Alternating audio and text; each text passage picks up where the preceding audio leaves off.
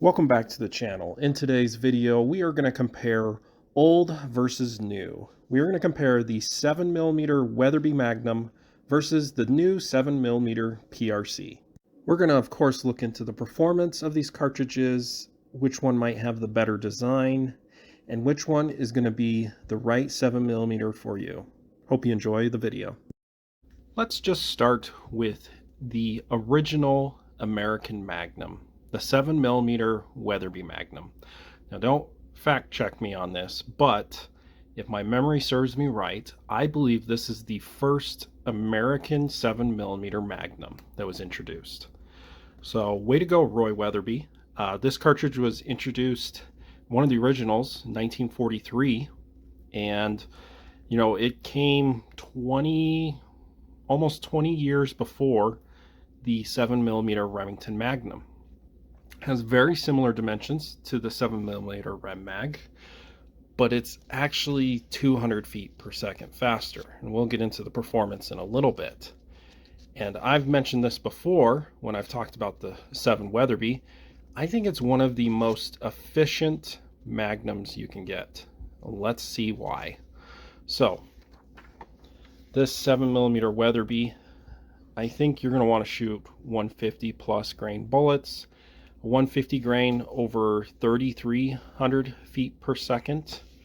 And then the bullet we're going to compare today with the 7mm PRC, we're going to compare it with 162 grain. You're getting 3,200 feet per second.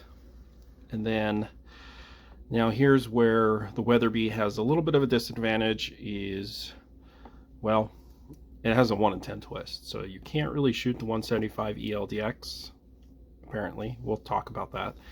But you could shoot a 175 interlock at 3,100 feet per second. Really awesome performance from basically the exact same case size as the 7 mag. Here is the 7mm PRC. This cartridge was introduced late fall last year, and it has just blown up, like probably many of you expected it, being a PRC cartridge and made from Hornady. Say what you will about Hornady, but their marketing is phenomenal, and they do make really good cartridges.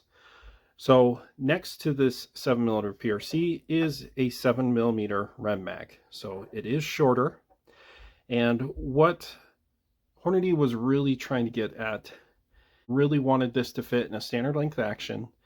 And like all the other PRC characteristics, is having the bullet seated out far and not eating into the case capacity.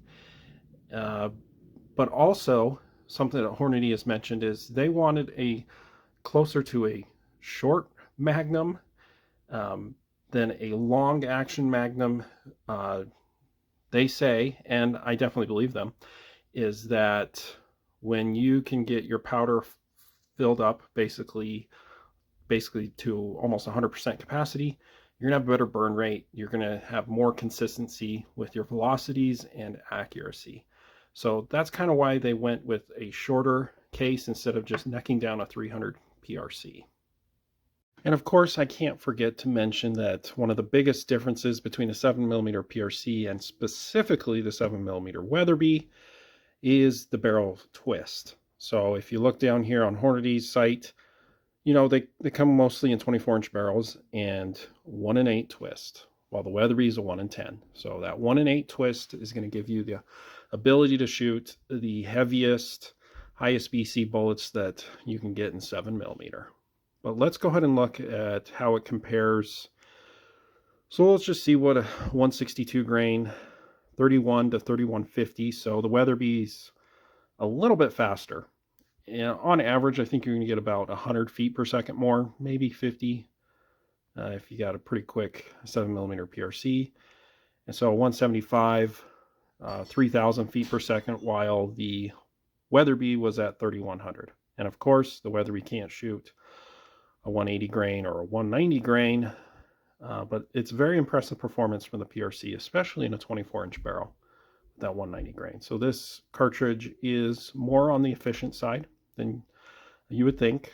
Now, before I compare ballistics downrange, let's talk about why I'm only using a 162 grain bullet. And even then, might be pushing it for the Weatherby in its 1 in 10 twist. And that's really the reasoning, is it only has 1 in 10 twist. Now, what I've found is that, at least with other cartridges like a 270, you can get good accuracy and stabilization in a slower twist barrel. So I'm just going to make the assumption that the Weatherby can shoot a 162 grain ELDX. Now, Hornady says you need a 1 in 9.5 twist to shoot this bullet. But again, I've been able to stabilize bullets that shouldn't be stabilizing in a 270. So we're just going to make the bold assumption that this will work. So let's go ahead and look at the ballistics. Let's start with the 7mm PRC, and this is using hand-loaded data from Hornady. They say you can get 3,000 feet per second. I'm sure the real hot loaders or hot rods that load these cartridges could get more, but Hornady says 3,000, so that's what we're going to use. Nearly 3,500 foot-pounds of energy and roughly around 25 foot-pounds of recoil. That really depends on the weight of your rifle. Then let's just take this out to 400 yards. Bullets almost going 2,500 feet per second and 2,371 foot-pounds of energy. That is very good. And only 22.78 inches of drop. This cartridge is just an all-around great performer. And we'll just take this out to 500. You still have 2,141 foot-pounds of energy and only 41 inches of drop. So the question is, can the Weatherby match this or outperform this with a smaller bullet that doesn't have as high as BC? Let's find out. Here is the Weatherby 162 grain. Sorry, it says 160 up there, but it's really 162 grain ELDX at 3,200 feet per second. And your energy is already almost 200 foot-pounds more. And recoil, I'm going to say it's about the same. Then out to 400 yards, you're almost going 2,600. So it's 100 feet per second faster. And then just a little bit more foot-pounds of energy is not a huge difference. Probably about 50 foot-pounds. So the animal's not going to notice at all. It does have a 3-inch advantage in drop, and then out to 500 yards, you know, that 7mm PRC is starting to catch up with its higher BC bullet. So there's even less of a difference, about 30 foot-pounds of difference. But the Weatherby does beat it, barely. Now, if we put this out to 700, 800, 900 yards, the PRC will take over.